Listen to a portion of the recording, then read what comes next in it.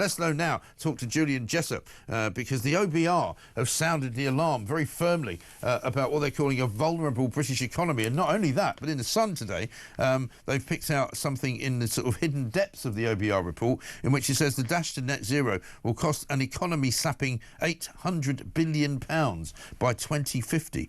Absolutely extraordinary stuff. Julian, very good morning to you. Good morning. So, it's worse than we thought then, apparently. Well, to be fair to the OBR, they've been making these warnings for many years now. So it's not just under the current government, but under previous governments that government debt appears to be on an unsustainable path. The problem is that successive governments haven't listened. They've not been willing to make the difficult decisions necessary to bring debt back under control. And I'm afraid I think we partly need to blame the electorate as well. Politicians have been dishonest with us, but we've been far too willing to believe them and think that things can continue as they are now. Well, I mean, I'm not sure about whether it's our fault. I mean, certainly Rachel Reeves weeping last night in the last week in the House of Commons could be absolutely, drenched by the time she turns up this afternoon because of the new figures. Surely the point is that the Labour government told us that they were making the hard decisions. They told us they were making the hard decisions at the beginning of their sort of parliamentary life because they knew that they could make easier decisions later on. But they've now sort of reversed almost all of them, and all of the plans that they put in place actually haven't resulted in getting the debt down. And in fact, if anything, they've got the debt up again. Well, you're right. I mean, things actually have got worse under the Labour government. So we've got borrowing costs in the UK that are the highest of any comparable country. And that partly reflects a lack of fiscal credibility. And you've also had the backtracking on some of the relatively small things the government was planning to do on welfare spending in particular. So I think there's no doubt that Labour has made things worse. But I think it's worth stressing the problem was pretty bad to begin with. So over the last few years, the Office of Budget Responsibility has consistently been forecasting that debt, which is currently about 100% of national income, could rise to as high as 270% of national income within 50 years.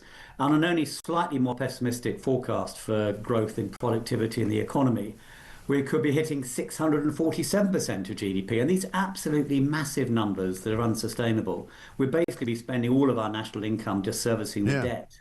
Right. And that's going to be unsustainable. And does there, when you say unsustainable, does there come a time when somebody says and turns around, like your bank manager might in the olden days, and go, actually, we can't lend you any more money because you're so overstretched that we don't think you could ever pay us back?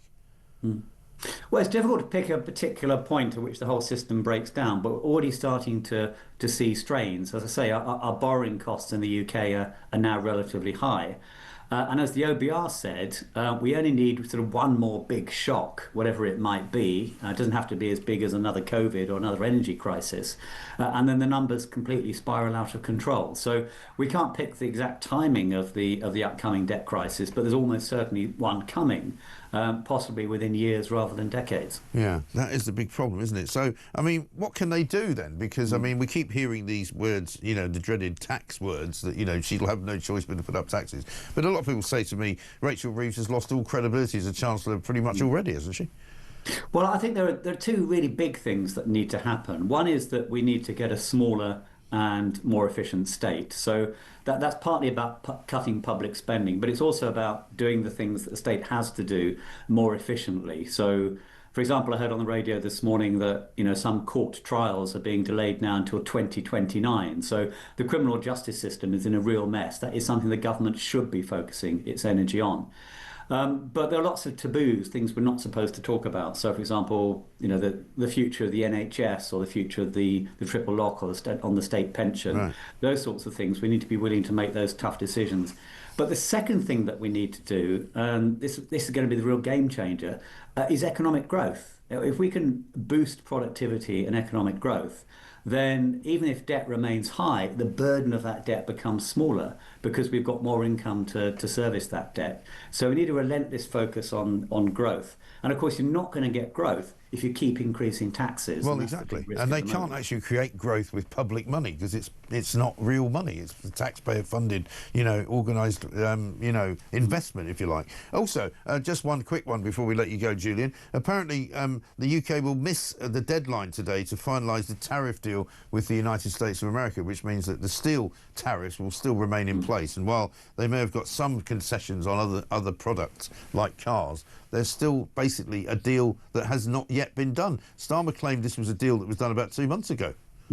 Well, we're still in a better position than we would have been if we were in the European Union. So the European Union is still facing higher tariffs than we are. But that's a bit like saying you've only had one arm cut off instead of both of them, right? Well, exactly. The threat of a tariff war has not been lifted. Some of the worst fears about a global recession triggered by Trump tariffs are proved to be overdone. But there's no doubt that growth will be weaker than it would otherwise have been, inflation probably higher too. And that's another downside risk, of course, both to the economy but also to the public finances. Yeah, absolutely right. Julian, good to talk to you. Thanks very much indeed.